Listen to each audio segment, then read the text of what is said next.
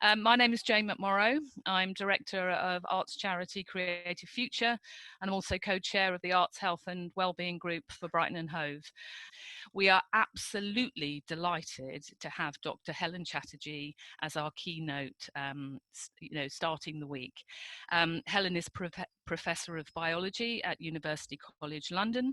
She co-founded the Culture, Health and Wellbeing Alliance, is an advisor for the All-Party Parliamentary Group on Arts and Health, chairs the Royal Society for Public Health Special Interest Group in Arts and Health, and is a founding trustee of the National Centre for Creative Health. She's also won a broad range of awards, including an MBE, what she was awarded in 2015 for services to higher education and culture. She's also published 4 books and had over 50 research articles and reports. So please welcome Dr Helen Chatterjee. Thank you, Jane, and thanks to everybody for inviting me. It's really lovely to be here. I'm just going to share my screen. So I hope you can see that. Any problems, let me know. It's really lovely to be here. I'm really looking forward to hearing more about the wonderful work that's going on in Brighton and Hove. You have already a very famous reputation for doing a lot of innovation. And I'm really happy to be here to share some of the work that we've been doing around the evidence base. So we're really interested in understanding that evidence base. So what are the biopsychosocial, so what goes on in the whole body, what people report individually, but also what we can observe and measure in relation to the impact of arts, culture and nature-based interventions and participation. A lot of our work is very focused on understanding what sorts of methods can we use, both validated, quantitative, qualitative, but also more creative and arts-based approaches for understanding the impact of arts and nature engagement. So I'll talk a little bit about that today, and then I'll talk, as Jane has mentioned already, about some of the work that we do, trying to connect up that evidence base with what's going on around policy and practice. And particularly our work has been very focused on addressing issues of inequalities and working with arts, cultural and nature-based organisations to understand the sorts of work they do, particularly around addressing accessibility to those organisations. So we work across a whole range of different organisations across the arts and cultural and nature sector, including museums, libraries and arts organisations and outdoor spaces. And really the work that we do, we couldn't do that without all of those wonderful partnerships, as well as all the health, social care and third sector organisations that they intersect with. And really what we're interested in is that very dynamic partnership. But as I say, most of our work has been very focused on the work that those organisations do to address marginalisation and accessibility for audiences who perhaps for various reasons cannot access those sorts of what we might call assets within the community. So those organisations who are reaching out, for example, to older people who may be isolated or vulnerable in other ways, people who are, for example, experiencing particular health conditions or health inequalities. So for example, we've worked with cancer patients, stroke survivors, people with dementia, mental health service users, and refugees and asylum seekers. And what I thought I'd do today is just talk you through how we go about looking at the evidence base and trying to understand that engagement and how engagement in arts and culture and nature impacts different aspects of health and well-being. So we use a whole range of different methods, both quantitative and qualitative methods that are already validated. We use a lot of existing measures that have been validated within the healthcare sector, but then applied to more creative interventions and activities like the ones that you're going to be hearing about over the next few days. To that end, we developed our own measure, which I'll talk about in a minute.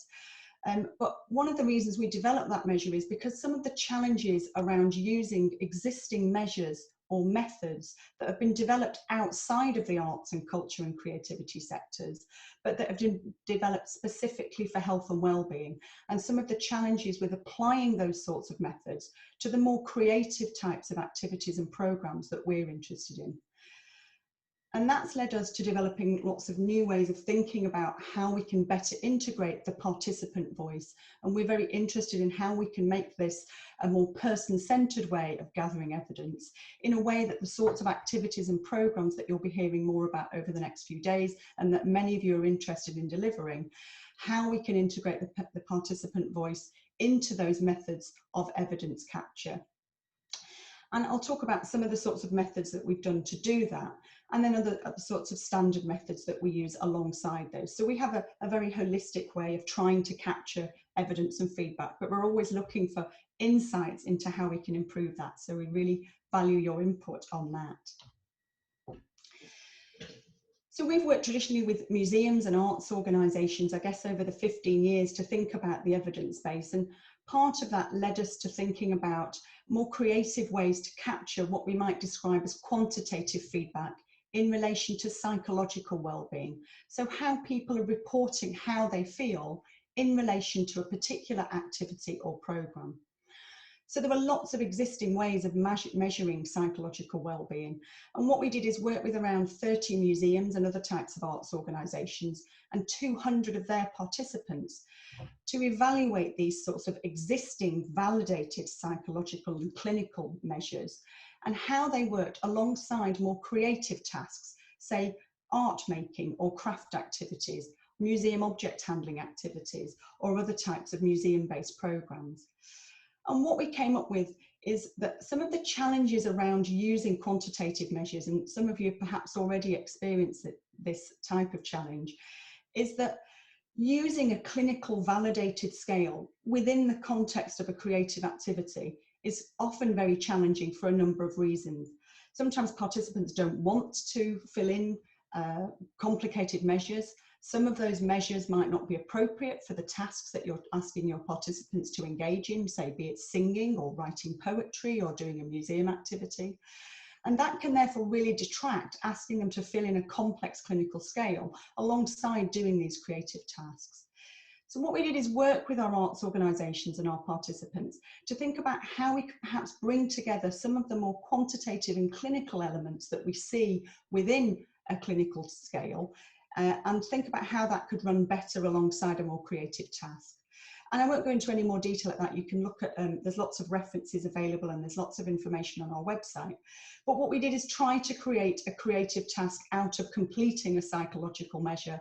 This one is based on something called the PANAS. It's called the Positive Effect, Negative Effect Scale. And participants rate positive words, such as some of the ones you can see here, like enthusiastic or inspired. And they rate those words on a scale of 1 to 5. And they also colour in, depending on how great or to a lesser extent they feel motivated about those particular words. And those words are both positive and negative, with the idea that you want participants to be able to report all the aspects of their emotional responses to a particular task. So that's one way we try to think about quantitative measures. These are the sorts of data that you can get out of those sorts of quantitative approaches to looking at well-being. This is a study we did with around 6 museums across Kent and London, where we were looking at social isolation amongst older adults. And if you look at these charts, in the left-hand chart, you can see 2 rectangles, a lighter coloured sort of turquoise rectangle, which is what's called the baseline measure of participants' perception of their psychological well-being using our UCL wellbeing measure before a 10-week intervention or programme of museum activities. So that's at the beginning of week 1. And if we compare that to the post-session slightly darker turquoise rectangle, you can see that that's a bigger rectangle. And what we see is at the end of all those sessions of 10 weeks, we can see a statistically significant increase in those participants' perceptions of psychological well-being. So if we compare the beginning of week 1 with the end of week 10, we can see an increase in participants' well-being. So that's really nice, and we can see that if you look at the chart on the right, we can see that across all the museums, we saw an increase in participant well-being reported through this type of measure. So that's great. We can get lots of lovely statistical data like this from these sorts of interventions using quantitative measures. And the other sorts of approaches that we can use to have a more quantitative approach are more observational methods. And here, I'm not going to go into any detail, there's a lot of complex information on this chart, but there's a lot of other ways that we gather quantitative clinical data. So for example, here we were working in hospitals, working with stroke survivors and participants with dementia.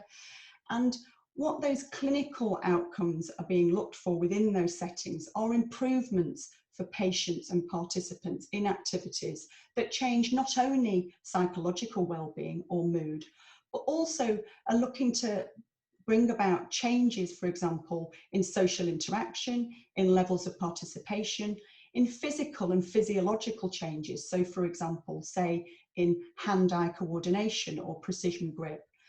And this was a measure that we created based on existing measures, again, that existed within the clinical sphere, but we adapted them for use with more creative tasks alongside participants and patients, their carers and clinical health care staff.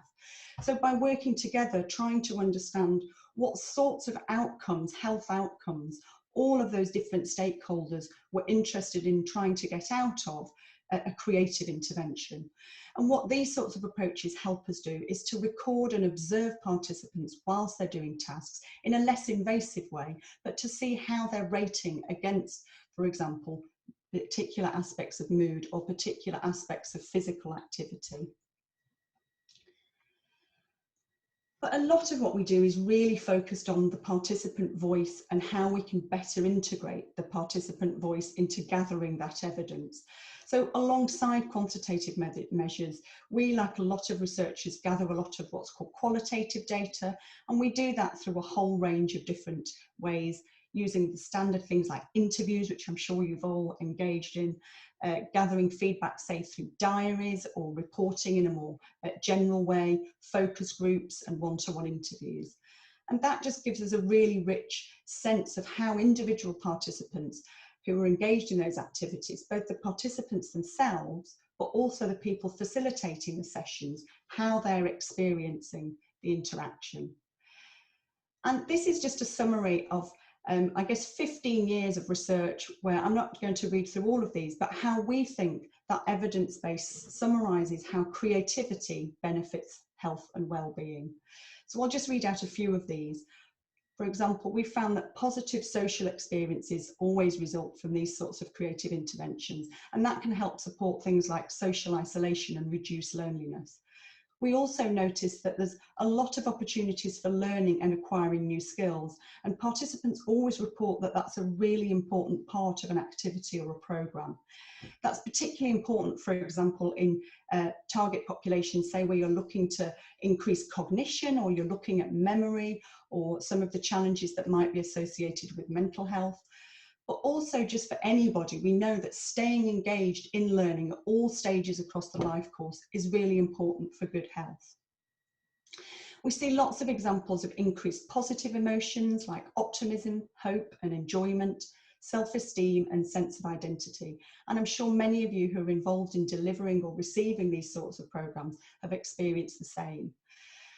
We've also noticed that these sorts of opportunities provide an opportunity for meaning making and thinking about identity and your sense of self and your sense of place in the world, and helping to provide perspective on that by interacting with others and having a sense of empathy.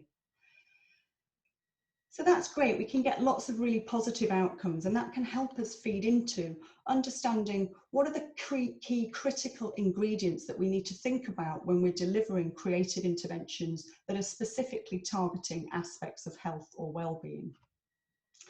And the way we like to think of it is that these sorts of activities and programs, the way that they work is really by bringing together the whole person in a very social setting.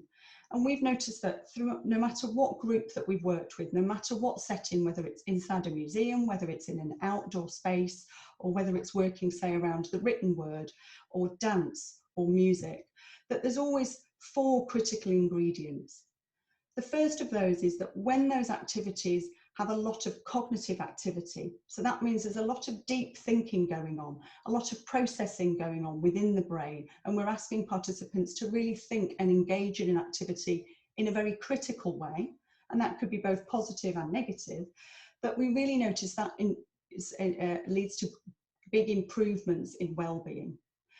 Alongside that, when tasks are engaging people's emotional aspects, so they're really thinking about how they're feeling, and that's where this idea of integrating creative tasks alongside evaluation and evidence actually improves the participant experience, because they're engaged in their own wellbeing journey and they're thinking about how the tasks relate to themselves and their own health. And finally, we notice that when we also have a physical element built into the activity, that also leads to greater wellbeing improvements. So having all of those three critical ingredients, a physical element, an emotional element, and a cognitive element, really brings about the best amounts of improvement, whether that's on a statistically, quantitatively measurable scale, or whether that's participant report. And that could be tasks that involve sitting at a desk or a seat where people are not able to physically move around, but they're, for example, just using their hands. So we're looking at, say, hand-eye coordination, or whether they're doing much more physical movement. But really at the heart of all of this, I think the reason that these activities are beneficial is associated with creativity, and engaging creativity throughout the whole process of that activity and across the whole programme really brings about the best wellbeing outcomes. And what I would like to argue is that when creativity is embedded, the sorts of activities and programs that we're talking about here can bring about just the same amounts of well-being, if not more, that individual clinical interventions can bring about, depending on what particular outcomes you're looking to deliver, because they help address the whole person, and because they're person-centred, and because the person is in control of their own health and well-being within the activity. And also because what we notice is that they're often multisensory. So the more that we can think about integrating all of these aspects, and the more we can think about multisensory engagement within the context of these sorts of programs, the better the kinds of programs can be, and the better kinds of health improvements we can see. So I thought I'd just mention finally in my last few minutes a few of the projects we're working on at the minute. I'm hoping that some of you might be interested in getting involved in these projects. One of the projects we're working on at the minute is to understand how arts, creativity and other sorts of activities that are going on within the communities during these COVID times can help support communities and help improve participants, particularly in relation to creativity and tackling isolation, loneliness and improving social connectivity. So in the chat, I'm going to post a link to this project and also a survey. And if you are a participant or you're an organizer or a provider of community activities, it'd be really wonderful if you're interested in feeding into this project, because we're really interested in understanding how these sorts of activities can support people during the very challenging times that we're faced with at the minute. I thought I'd also mention another project that we've been running for the last few years, which is about community assets and how we can build better mental health resilience in communities. So if you're interested in knowing more about that, please go and visit the March Network, where we're really interested in understanding how we can bring together community assets in partnership to tackle specific aspects of mental health in partnership across communities. And in a minute, I'll be mentioning a particular fund where this, as you may know about, there's some new funding specifically to tackle this around health inequalities and around COVID-19. And then finally, I'll just mention how we like to try and bring all of this evidence base together to help understand policy and practice. And Jane's already mentioned some of these organisations already, so I'll just run through a few of these briefly. You're going to be hearing tomorrow from Victoria Hume, who is the Director of our Culture, Health and Wellbeing Alliance. If you're not a member, please sign up and join us. There's lots of great information on the Culture, Health and Wellbeing Alliance web pages. There's a whole resource section about coronavirus. And there's also loads of training. And this training module, which we set up when we first established the Alliance, has a whole load of information about setting up new partnerships around health and wellbeing if you're an arts or cultural organisation. Some of the issues we've just been talking around in relation to measuring impact and thinking about how it affects your organisation. And then just in relation to the evidence base, there's increasing numbers of reports and great information out there to support our learning and to help us understand how arts and creativity can support health and wellbeing. And if you don't know it, the Creative Health Report, which was the main output from the All-Party Parliamentary Group for Arts, Health and Wellbeing, is a great place to start. And we've got over 1,000 different references here supporting evidence around the impact of arts engagement for health. So if you haven't seen that, please have a look. And one of our main outputs from the All-Party Parliamentary Group is the establishment of a national centre for creative health. I can't really tell you much more about it at this stage, but please stay involved with the Alliance and with the APPG for Arts, Health and Wellbeing if you're not already. And we'll be telling you more about what the function of the National Centre will be. But in essence, what we're interested in is thinking at the most strategic top levels, how we can make arts, culture and creativity accessible for all to address issues around inequality, and particularly how creative health can be integral to health and social care and all of those wider systems that we're all connected into. And that links to some of the other organisations that we're involved with and that you may know about. As you may know, social prescribing is being discussed a lot, and I think you're going to be hearing more about that over the next few days. You may know already about the National Academy for Social Prescribing, but if you don't, go and have a look at their website and look at what they're trying to achieve. We're going to be having a special memorandum of understanding between NAS, the National Academy for Social Prescribing, and our new National Centre for Creative Health, so that again we can think about that more strategic linkage. And there are lots of other networks out there. So the Social Prescribing Network, which many of you may know about already, but if not, please join that. Again, it's just a good way to connect with people in your area, but also nationally. And we run a conference every couple of years around research and the evidence base. And I mentioned just earlier, just to end with, the opportunities for some funding. Some of you may have heard about this already. So the National Academy for Social Prescribing, in association with Arts Council and Natural England and other partners, have just announced a pot of money to promote thriving communities and promote opportunities around getting together within communities. It's very focused about how communities can get connected, and particularly how they can work together to tackle some of the issues of the impact of COVID. So there are amounts of between £25,000 and £50,000 available, and these are for local community partnerships. It's being administered through the Arts Council, so I've given you the web link there, but if you just Google Arts Council and Thriving Communities Fund, you'll get more information. But they're really interested in having kind of grassroots approaches to how we can tackle some of those challenges around inequalities, particularly around COVID.